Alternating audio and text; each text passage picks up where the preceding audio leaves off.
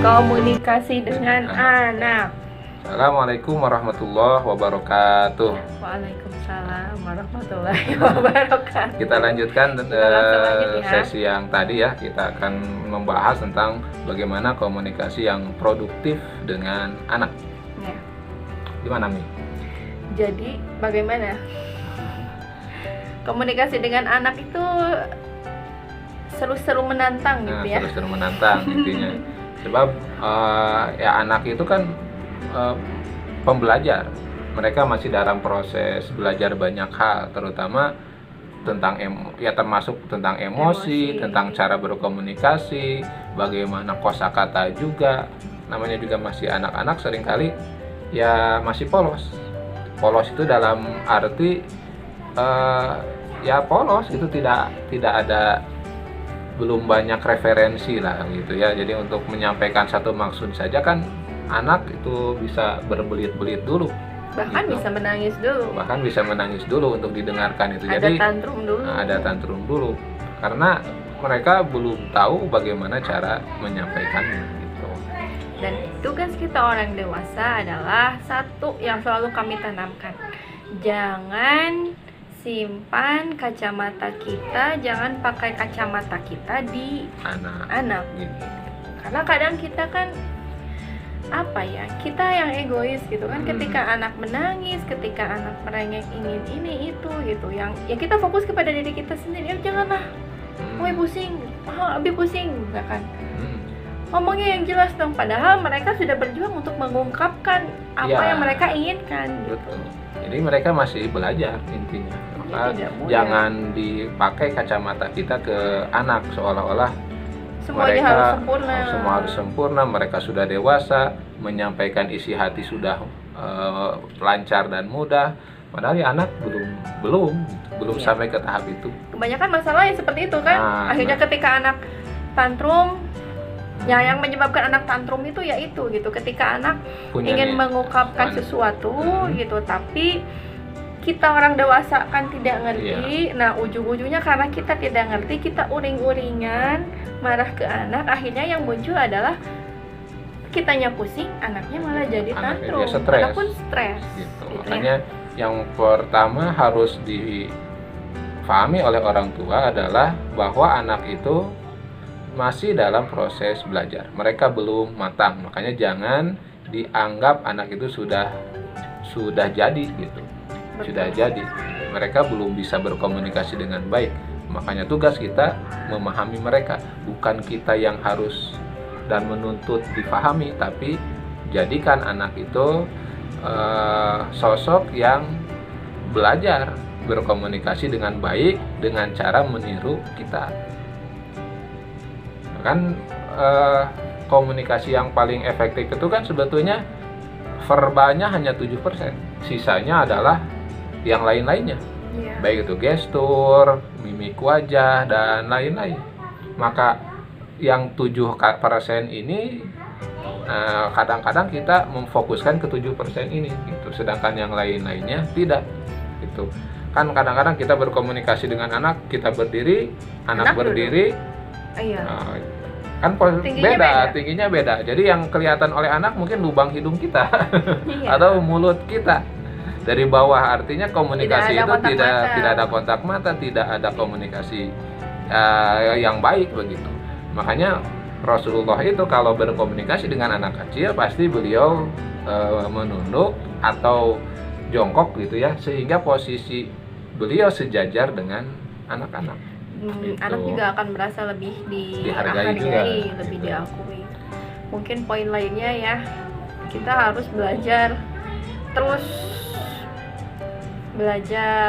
melatih diri tentang sabar.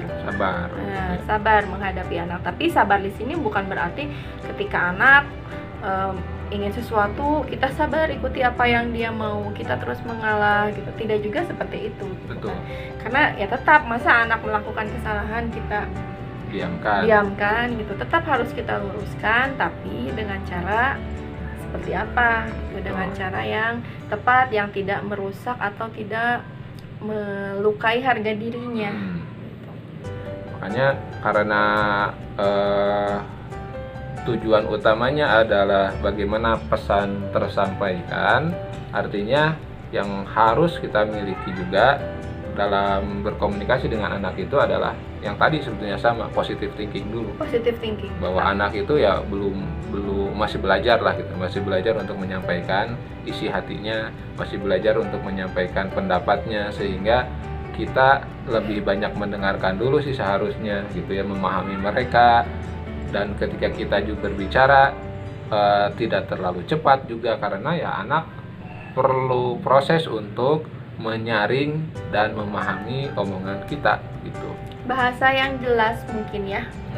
Jadi jelas, to the point, langsung ke situ gitu. Gak harus bertele-tele kalau dengan anak mungkin ya. Iya, karena tidak harus ngaler ngidul juga gitu ya, tapi to the point gitu ya, to the point. Dan yang penting juga dalam berkomunikasi dengan anak itu, yang namanya anak itu lebih memahami bahasa emosi dibanding verbal. Nah, seperti yang tadi disebutkan, jadi verbal itu hanya 7%. Jadi kalau marah gimana? Jadi dia tidak memahami isi omongannya, dia hanya memahami bahwa oh Umi marah, oh Abi marah. Jadi mau Umi lagi marah, Umi nah itu yang difahami hanya satu, Umi marah. Jadi ketika kita marah, mereka nggak akan ngerti apa yang kita bicarakan sebetulnya. Yang mereka tahu ya emosi kita sedang marah gitu. Jadi alangkah lebih baiknya memang kalau ketika memang kita sedang marah, tarik nafas, sabar, sampai kita reda, nah barulah kita bicarakan dengan anak baik-baik. Jadi maksudnya tadi Umi nggak suka loh kalau kakak sikap seperti ini, alasannya ya seperti ini. Ya, karena anak itu masih konkret ya, pikirannya belum mampu mencapai hal-hal yang abstrak, maka harus konkret juga. Jadi kalau kita tidak menyukai sesuatu, sebutkan apa yang tidak disukainya. Jangan sampai misalnya Abi nggak suka kamu begitu, nah begitu teh apa? Nah harus jelas, jadi harus konkret. Misalnya kalau misalnya anak kita sebut Abi nggak suka kamu nakal. Nah, karena nakal itu apa? Nah, harus konkret itu, sebab nakal itu adalah konsep yang abstrak. Yang konkretnya apa? Abi nggak suka kamu membuang sampah sembarangan. Nah, kan jelas. Gitu. Dan dibarengi dengan solusi. Dan dibarengi tentu dengan solusi, jangan dengan hanya teladan. Menyalahkan. Jangan hanya menyalahkan anak, sebab prinsipnya kan yang tadi, anak itu sedang belajar. Gitu, termasuk komunikasinya. Gitu. Sama juga kayak prinsip yang tadi ya. Kalau yang dengan pasangan kan jangan fokus di masa lalu tapi fokus ke masa depan. Nah, di dalam sehari aja tidak bisa dihindari ya. Seringkali misalkan contoh masalah dengan anak numpahin air misalkan, atau anak bertengkar dengan adiknya gitu. Yang sering kita lakukan kan malah mempermasalahkan masalahnya. Jadi ketika misalkan anak mecahin gelas atau misalkan anak numpahin airnya tumpah, yang kita dahulukan adalah apa? Tuh kan apa Umi bilang, makanya harus hati-hati jangan sampai airnya tumpah bla bla bla dan bla bla bla. Itu tidak akan produktif. Akan lebih mudah, dan ya kitanya juga mengeluarkan lebih banyak energi untuk marah. Ya, ketika kita marah lebih capek. Akan lebih mudah kalau seperti ini, ketika misalkan anak numpahin air. Oke, kita tahan, kita jangan bilang apa-apa. Ya, anak juga kan kaget, airnya tumpah, dia juga sudah takut gimana tuh Pak. Ya respon kita, ya udah, ambil lap. Lebih mudah bilang gitu kan. Ketika anak numpahin air, udah makanya hati-hati dan lain sebagainya, kita capek keluar tenaga untuk marah, itu kan lebih susah daripada ya udah Kak, ambil lap. Udah kering baru diajak ngobrol. Betul. Ya kalau bawa air misalkan jangan terlalu penuh. Nanti ke depannya bawa air jangan terlalu penuh. Bawanya hati-hati, misalkan pakai 2 tangan dan lain sebagainya. Gitu. Sebab sederhana ya? Prinsipnya kan anak itu lagi-lagi adalah sedang belajar. Jadi dia sedang menguasai, kalau gelas tumpah, misalnya gelas jatuh, pecah, tumpah, ya prinsipnya anak itu sedang berlatih membawa gelas dengan baik sebetulnya.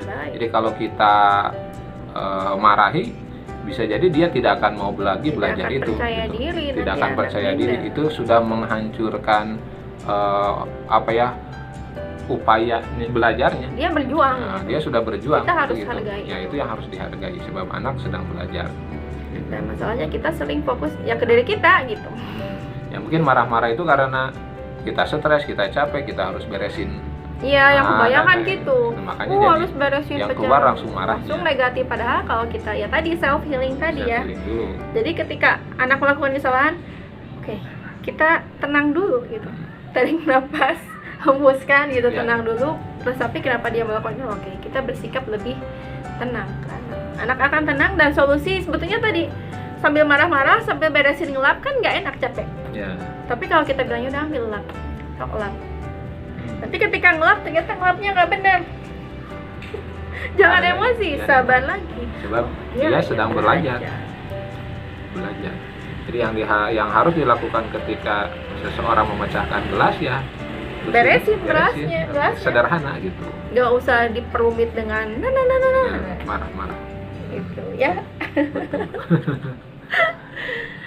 Apalagi ya?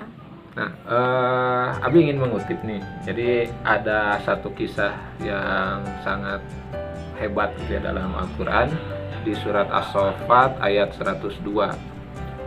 Saat itu ketika komunikasi antara Ibrahim dan Ismail. Nabi Ibrahim itu kan dapat wahyu perintah dari Allah untuk menyembelih anaknya, dan wahyu itu turun melalui mimpi kan kalau para nabi. Nah, apa yang diungkapkan oleh Nabi Ibrahim dan respon yang disampaikan oleh Nabi Ismail itu sangat menarik. Kan Nabi Ibrahim tidak begini, wahai anakku, Allah memerintahkan aku untuk menyembelihmu. Nah, tidak begitu. Tapi yang disampaikan oleh Nabi Ibrahim itu adalah ya bunaya, ya, wahai anakku, sesungguhnya aku bermimpi menyembelihmu. Bagaimana pendapat kamu? Nah, jadi Nabi Ibrahim ketika ingin menyampaikan maksud, tapi tidak langsung karena anaknya di saat itu sudah dewasa, gitu ya, sudah dewasa. Ya, jadi maksud Nabi diajak diskusi begitu. Ketika kita memiliki keinginan ya, atau kita ingin anak itu sampai kepada sesuatu prestasi tapi anak belum paham misalnya, maka salah satu caranya adalah dengan diajak diskusi, diajak ngobrol. Dan yang menarik sebetulnya respon Nabi Ismail. Nabi Ismail itu tidak berontak tapi paham gitu, paham. Jadi yang diperintahkan Nabi Ibrahim, Nabi Ismail tidak diperintah. Kan logika sederhana kita, kalau Allah menghendaki Nabi Ismail disembelih, tentu yang Allah perintah Nabi Ismail. Tapi ini yang diperintah Nabi Ibrahim. Nabi Ismail tidak mendapatkan wahyu apa-apa, tapi responnya sangat baik. Ya abati if'al ma tu'mar, wahai ayahku, lakukanlah apa yang diperintahkan kepadamu. Nah, dalam ilmu komunikasi Nabi Ibrahim tidak menyampaikan pesan secara letterlet gitu ya, tidak menyatakan Allah memerintah, tapi dengan bahasa yang kiasan lah gitu. Aku bermimpi aku menyembelihmu. Tapi Nabi Ismail paham itu perintah dari Allah. Nah, pemahaman ini bisa terjadi karena dua hal gitu menurut ilmu komunikasi. Yang pertama, ada referensi yang sama gitu, ada frame of reference yang sama. Yang kedua, field of experience yang sama juga. Jadi itu bisa terjadi apabila referensinya sama dan pengalaman hidupnya sama. Jadi saling memahami itu akan terjadi kalau referensinya sama, yang kedua pengalaman hidupnya sama. Maksud Abi, jadi bagaimana supaya anak itu bisa langsung paham lah gitu ya, dalam bahasa Abi, langsung paham maksud dari omongan kita adalah field of experience-nya harus lama. Jadi pengalamannya, artinya harus sering berinteraksi. harus banyak berkomunikasi, harus banyak aktivitas yang dilakukan bersama oleh orang tua dengan anak. Jadi jangan sampai komunikasi orang tua dengan anak itu nyuruh doang atau melarang aja. Itu artinya pengalaman berkomunikasi itu harus banyak. Nah, dalam bahasa lebih sederhananya sih, kita harus lebih sering mendengarkan anak-anak. Lebih banyak sharing. Bukan hanya menasehati. Karena kan ada juga anak yang kebanyakan nasihat malah bukan jadi bagus juga gitu kan. Berbeda kan hanya memberi nasihat dengan sharing. Gitu kan. Kalau memberi nasihat ya jadi satu jalan. Jadi dari kita aja terus ke anak. Tapi lain halnya dengan sharing gitu kan. Kita bertanya, memancing, misalkan perasaan anak seperti apa, inginnya dia itu bagaimana. Terus kita menawarkan solusi. Gimana kalau gini. Nanti kan dia akan bilang, tapi dia akan punya pertimbangan sendiri. Gitu. Secara tidak langsung ya kita melatih dia untuk menjadi pribadi yang mandiri gitu kan, yang bisa memutuskan keputusan dengan bijak, bertanggung jawab dengan keputusannya. Gitu. Dan secara tidak langsung ketika kita sering sharing, kita yang bertanya kepada anak, kita yang membuka komunikasi, secara tidak langsung itu akan membekas dan nanti dia akan meniru itu. Dia akan meniru itu. Jadi jangan sampai komunikasi kita dengan anak itu hanya satu, menyuruh, larangan. Yang kedua melarang, yang ketiga nyarekan atau memarahi. Nah, rata-rata kan tiga itu kalau kita berkomunikasi dengan anak. Kita nggak minta pendapatnya, hanya saat menyuruh, hanya saat melarang, dan hanya saat memarahi ketika ada kesalahan dilakukan atau ada sesuatu yang tidak sesuai dengan keinginan kita dilakukan oleh anak. Itu field of experience. Jadi chemistry anak dengan orang tua itu kuat. Harus kuat. Gitu ya. Mungkin kalau kita nih ya, ini belum bisa kita rutinkan sebetulnya ya. Kemarin belum bisa kita rutinkan, tapi memang kita programkan walaupun belum rutin bisa setiap minggu, belum bisa maksimal. Contohnya nih, anak-anak kan di rumah ada 4. Anak-anak tuh ada 4. Biasanya kan tadi ada family time. Family time itu berarti waktu orang tua dengan anak. Nah, tadi kan ya kalau dengan pasangan our time-nya itu suami dan istri. Nah, sebetulnya our time juga harus perlu dengan anak. Jadi bagaimana maksudnya? Misalkan nih anak yang ke-1, kedua, ketiga, keempat. Nah, anak-anak kan ada 4. Nah, anak yang pertama nih ada waktu berdua dengan Umi, jalan berdua misalkan, atau ngobrol berdua, sharing berdua.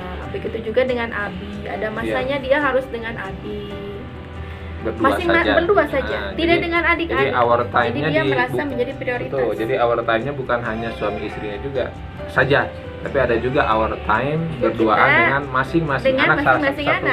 Setiap anak satu-satu. Ya, makanya, jadi jangan bawa adik-adiknya, jangan bawa kakaknya, hanya dia. Ya, misalnya Umi dengan si Teteh belanja aja berdua gitu. Atau Abi dengan si Abang main bola berdua, ke masjid berdua. Ya, aktivitasnya tidak harus yang rumit yang sehari-hari, tetapi itu dilakukan oleh misalkan Abang nganter Umi ke warung ini. Atau misalkan Abang nganter Umi ke warung. Dan kan di jalan kita bisa ngobrol, komunikasi. Setidaknya dia akan merasa, oh ya, aku istimewa. Oh, ini ada yang bangun nih. Siapa nih? Halo. Aku belum mandi. Oke, ya mungkin gitu ya. Kita menciptakan quality time dengan masing-masing anak. Jadi mereka akan merasa berharga. Gitu. Mereka punya momen kenangan gitu. Dengan orang tua, dengan uminya, dengan abinya, dengan adik-adiknya semua. Jadi semua kebagian waktu istimewa. Betul. Jadi hubungan kita tidak hanya ngumpul bersama, atau masing-masing juga, tapi harus ada kita dengan istri, kita dengan anak yang ke-1, dengan anak yang kedua, ketiga, keempat, dan seterusnya gitu. Ya, gitu ya mungkin ya. Ada lagi? sepertinya cukup. Cukup, ini sudah mulai pada bangun. Insya Allah kita lanjutkan lagi bahasan kita di tema-tema yang lainnya, tema-tema selanjutnya. Lagi kami haturkan terima kasih yang sudah mau menyimak, sudah mau mendengarkan sedikit obrolan kita. Mudah-mudahan ada manfaatnya. Kalau yang mau bertanya silahkan, jangan sungkan. Di kolom karena komentar. Materi materi kita kemarin sebetulnya ya dari pertanyaan. Berawal dari pertanyaan teman-teman juga, dari Messenger, dari WhatsApp yang memang banyak pesan WhatsApp, Messenger yang belum sempat terbalas karena susah megang HP untuk fokus jawab pertanyaan. Betul. Mohon maaf. Jadi social time-nya sangat susah gitu ya. Ya, tapi mudah-mudahan ini mengobati ya, dan mudah-mudahan video-video kami menjawab pertanyaan teman-teman selama ini yang belum terjawab. Selanjutnya udah mungkin ya untuk hari ini. Insya Allah kita bertemu lagi di esok hari Insya Allah dengan tema peran ayah. Peran besok ayah kita dalam akan keluarga. bahas tentang peran ayah. Ya, ayah? Ya, siap. Besok kita akan bahas tentang peran ayah. Mungkin cukup untuk hari ini. Ya, jangan lupa di like dan subscribe, juga share kalau ada manfaatnya. Insya Allah mudah-mudahan ini jadi kebaikan untuk kami, juga buat Anda yang ikut berpartisipasi dan mendukung program ini. Ya, ditutup dengan doa. Aku lupa lihada wa astagfirullahaladzim. Wassalamualaikum warahmatullahi wabarakatuh.